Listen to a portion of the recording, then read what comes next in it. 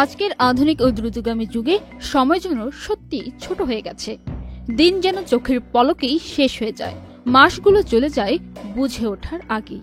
প্রযুক্তি, ব্যস্ততা, যানজট, সামাজিক চাপ সব মিলিয়ে মানুষ সময়ের পিছে ছুটছে, অথচ সময়কেই ধরে রাখতে পারছে না।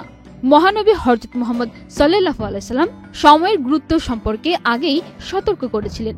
তিনি বলেছিলেন, কিয়ামত সংঘটিত হবে না যতক্ষণ না জ্ঞান উঠিয়ে নেওয়া হবে, ভূমিকম্প বাড়বে, সময় সংকুচিত হবে, ফিতনা ছড়াবে, হত্যা বাড়বে এবং সম্পদ উপচে পড়বে।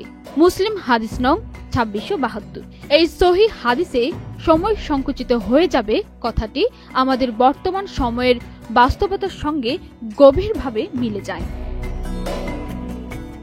ইসলামী আলেমরা সময় সংকোচনের অর্থ ব্যাখ্যা করেছে দুইভাবে। একদিকে এটি বাস্তব অর্থে দিন রাতের সময় দ্রুত কেটে যাওয়া, জীবনের সময় কমে আসার অনুভূতি।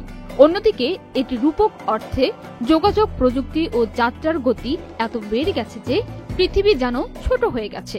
সবই যেন নবীজির ভবিষ্যৎবাণীর বাস্তব রূপ।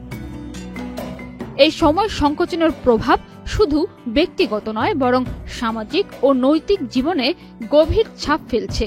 মানুষ এখন ইবাদত, শুদ্ধ চিন্তা ও আত্মচর্যার জন্য সময় পাচ্ছে না। ব্যস্ততার অজুহাতে সৎকর্মে গাফিলতি, অলসতা ও অবহেলা বেড়ে যাচ্ছে। পরিবারে যোগাযোগ কমে যাচ্ছে, নৈতিকতার জায়গা চলে এসেছে বস্তুবাদ। মানুষ কাজ করছে কিন্তু প্রশান্তি পাচ্ছে না, কারণ সময় ব্যবস্থাপনা হারিয়ে ফেলছে। এটি নিঃসন্দেহে নবীজির সতর্কবাণীরই বাস্তব প্রতিফলন। এই অবস্থায় মুমিনের দায়িত্ব হলো সময়কে মূল্য দেওয়া এবং প্রতিটি মুহূর্তকে কল্যাণকর কাজে ব্যবহার করা। জীবনের অগ্রাধিকার ঠিক করে নেওয়া জরুরি। ইবাদত, দোয়া, কোরআন তিলাওয়াত ও সৎকর্মে বেশি সময় দেওয়া উচিত। পাশাপাশি কাজের পরিকল্পনা ও সময় ব্যবস্থাপনায় সচেতন হতে হবে।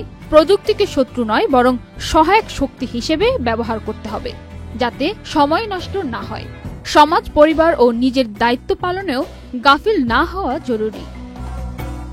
সময় সীমিত, জীবন ক্ষণস্থায়ী, তাই সময়ের সঠিক ব্যবহারই প্রকৃত জ্ঞানীর পরিচয়।